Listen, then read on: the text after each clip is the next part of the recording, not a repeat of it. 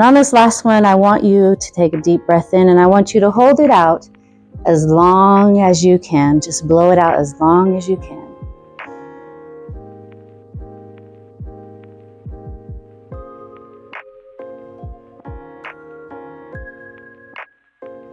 Some of you might still be going. The reason why I had you do that is because that's the way that I felt the day that my baby passed away. My little girl Zendaya was 9 months old. And the day that she passed away, all the breath in my body came out. You could hear my cry throughout the hallways of the emergency room department. And it was a chilling sound to some. Breathing is very important, right? Because it gives life. Well, I had to learn to breathe differently after my baby passed away, which was to just let it all out. Take it one day at a time, one moment at a time is literally what I had to do. I'm Nicole Simakula. I grew up here, pretty much here in Colorado Springs. I am a wife, a mother, a speaker, and most importantly today, an advocate. And it's not something that I have chosen, but it is something that I have been tasked with. Believe me, I've tried to run from doing this, and it just doesn't quite work that way. It keeps chasing you and says nope, and introduces you to people like Janaea, who says, hey, I want you to come and do this. And so I'm choosing today to be obedient in something that is kind of uncomfortable, but it's something I have to do. Advocacy chose me when I lost Zendaya, my 9-month-old baby. She was almost 10 months, and she passed away from cardiac arrest. Her passing broke me, but it birthed a calling in me to speak up to others, especially when the healthcare system doesn't listen.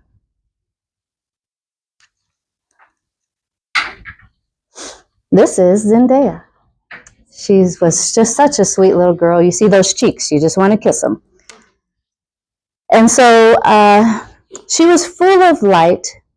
She fought for her life. She was called a princess warrior, a warrior princess in the NICU, because they discovered that she was not going to go down without a fight. They thought that she was going to, well, they said she was going to pass away right after birth, be born stillborn, or maybe live about a week. Again, she lived almost 10 months. So this is where I come into play of encouraging people, especially in the medical field, about the things that I faced, the moments where my voice was minimized in the medical system. I share my story not for sympathy, but to show that this is a common reality for many Black and brown families.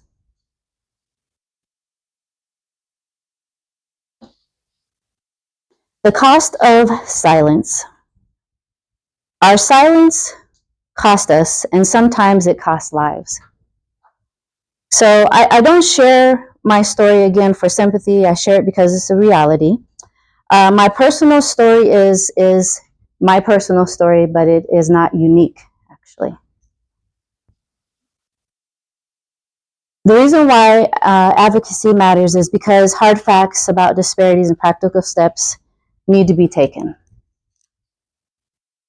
And it is okay if you guys smile at me. It's okay. I know it's a heavy story, but it's wonderful to see smiles because it helps to, just the atmosphere to kind of not be so tense. So, and it's okay. It's okay. She passed away though in June of 2022. So she would have been 4 years old by now. So it's something that never leaves you. It's always going to be there, but you do grow through your grief. And, that's something that I stress to people of. It's a hard thing, but we're going to get through it. You just keep moving forward. So the medical reality and racial disparities Black women face are 3 to 4 times higher in maternal death compared to white women. These disparities are rooted in systemic racism, biases in care, and access gaps, not biology. Advocacy can be the difference between life and death. And I can speak to that firsthand. So I want to give just a little bit of a story about Serena Williams. I'm sure everyone has heard of her. I'm sure you've even maybe have heard this story. And this story popped up for me because she's an actual person who has gone through some kind of disparity. Even a person who is a professional athlete, who has money, who has status, still experienced hardships within the medical field. So, in 2017, she gave birth to her daughter Olympia through an emergency C-section. The very next day, Serena began struggling to breathe. Why is that? Because she had a medical history of having blood clots. She immediately told her care team, I need a CT scan and blood thinners. So she was speaking up, right? She said, I know my body and I need someone to listen to me. But instead of listening to her concerns, they were dismissed. They offered pain medication and brushed it off as a normal recovery symptom. Serena had to push and push again until they finally ran the scan, and just as she feared, she had blood clots in her lungs. Many. Her persistence saved her life. Now think about this. Serena Williams is one of the most famous athletes in the world with money, power, and access to the best healthcare, and still she was not listened to. If that can happen to Serena, imagine how often it happens to women who don't have her platform or her resources. Her story is proof that we must keep speaking up for ourselves. Advocacy is not optional, it's survival. And as you can see, the bullets here, just pointing those things out. This is a chart to show in 2023 how many women per 100,000 live births passed away.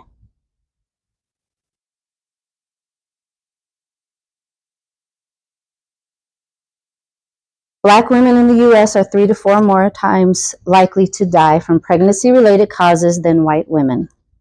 And it's not because of our bodies, it's because of our system that is often dismissed. Or dismisses us, excuse me. So on this slide here, we see that infant mortality chart. Our babies are born into the same reality in 2022. Infants died at a rate of 10.9 per 1,000 live births, compared to 4.5 for white infants. That's more than double, and for some cases, this complication from low birth weight or sudden infant death, the risk is more than triple.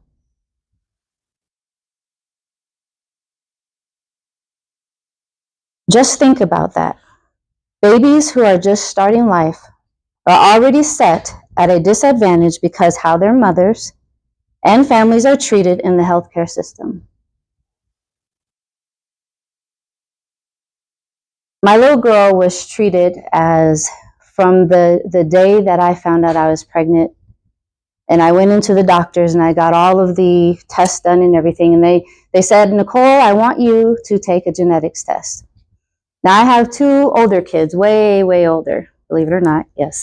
And we didn't have a genetics test. I'll just say back in the 90s. There was nothing like that, at least as far as I know. But with Zendaya, they said, let's do a genetics test. So we did that, and I got a call from the doctor, and she said, hey, it looks like your baby could possibly have trisomy 18. Trisomy 18 is something I'd never heard of. Some of you may or may not have heard of this. This is where the baby has an extra chromosome, and this chromosome affects the internal organs to not fully develop. As she's talking to me, I'm home by myself. My husband was at work, and I'm listening to her, but I'm wanting to figure out, what is she talking about? What is trisomy 18? She goes, don't go online and look it up. I'm sitting in front of the computer. I'm looking it up while she's talking about it. I'm like, are you crazy? I'm going to look up what this is. I don't know what you're talking about. So I'm looking it up, And my heart is just dropping because I've never seen or heard of this before. And I'm not going to lie, some of the pictures were scary. And so as she's talking to me, I was like wanting to just tell her to shut up. Just shut up. I wanted to say some other things, but we won't go to there.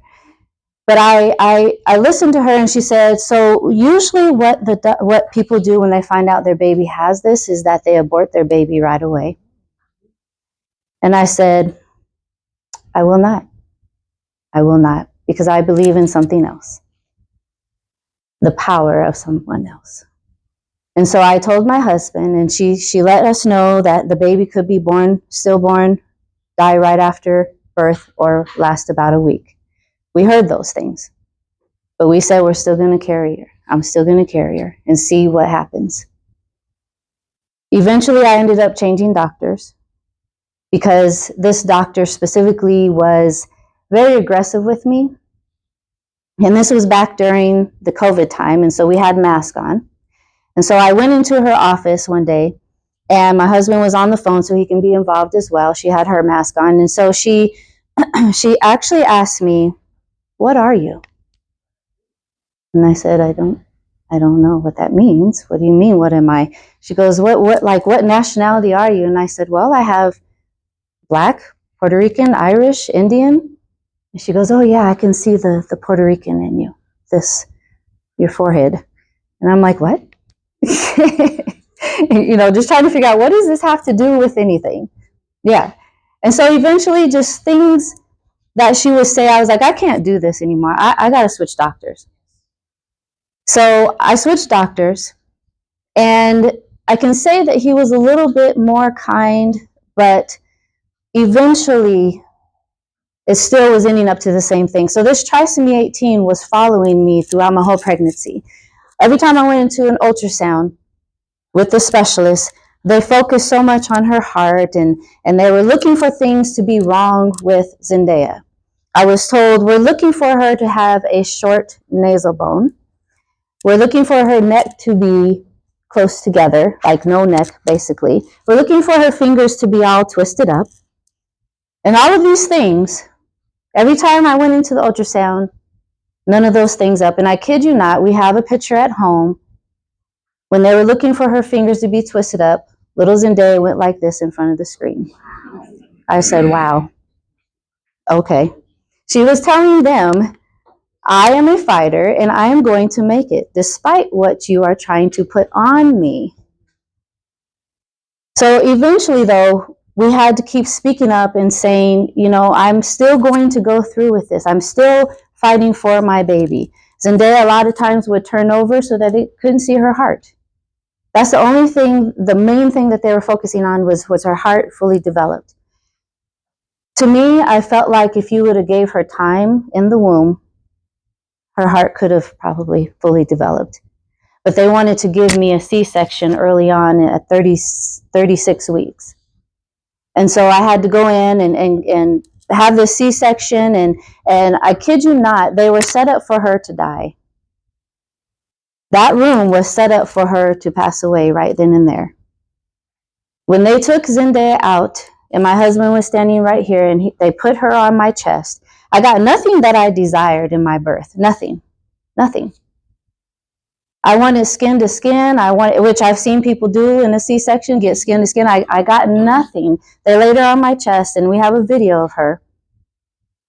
And they didn't stimulate her. They didn't do anything. So she took matters into her own hands, and she sneezed about 5 times to let them know, I am alive. I am alive. I'm thankful for this video because it's one of the best things ever for me. But she was just showing that I'm a fighter. I'm doing this. So I say this because even in these dire situations, we still have to keep fighting. Many times I was told when I would go into my appointments that she's not going to make it. She's a trisomy 18 baby, and she's going to die. To my face. I oftentimes had to start having people go with me to my appointments which is very important, which will be pointed out, as support. Because I would leave there crying and feeling hopeless and just horrible. Because they didn't believe that this little baby was going to make it. This is my husband. And he's been a huge support during this time. This was his one and only baby. And we have gone through so much of growing and learning and even being an example and encouraging other people. As you go through this, you can make it, you can move forward. And so as it says, my daughter's name is Zendaya, and her name means to give thanks. I honor her by speaking up so that others don't have to pay the same price. Even though I have tears, I give thanks for her life, and I honor her by speaking up, not just for her, but every Black mother and baby who deserves to be heard, respected, and protected. My challenge to you is this. Let's create a culture where no one has to fight to be heard in order to live. Advocacy is power, and together we can save lives. And so I encourage you today, if you are in the field of helping others, again, think about how you may feel in that type of situation. It's not always about you, it's about the person and quality of life for that person. And so I encourage you to have a smile on your face, to be approachable, to be kind-hearted, and most of all, empathy. I felt a lot of times there was no empathy. It was just, we're doing our job.